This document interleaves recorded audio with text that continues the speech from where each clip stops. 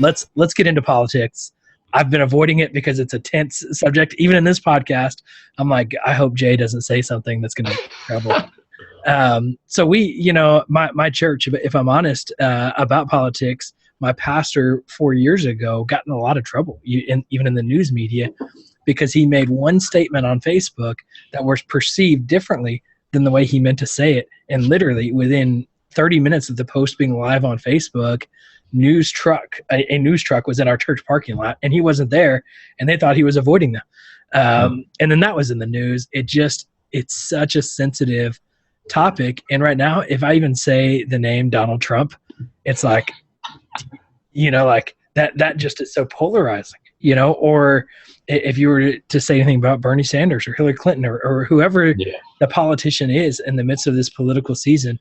And as pastors, it's a delicate line. I mean, I think I wouldn't say it's black and white. It's you got to be careful from the pulpit, but we have a new pulpit now in social media.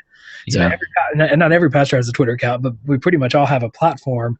And how do we navigate that in our churches? I mean, how do we navigate social media, Jay?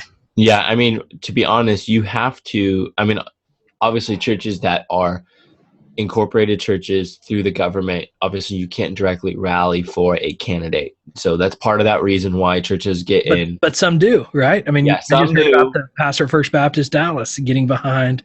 I don't remember who he's behind, but I remember him getting behind a candidate. Yeah, I mean, in all reality, the IRS and the government is not going to, at this moment, I mean, probably not now. I mean, at one point it will, but most candidates, because if the IRS does it or if the government does it, it looks like that party who's in the White House is trying to push it. So it's just it's messy water. I mean, most likely it won't happen, but it's probably fair that you got to be careful. And that's why, obviously I think rallying around issues is probably where, for a church, if you want to just talk about, vote by, who's pro-abortion, who's anti.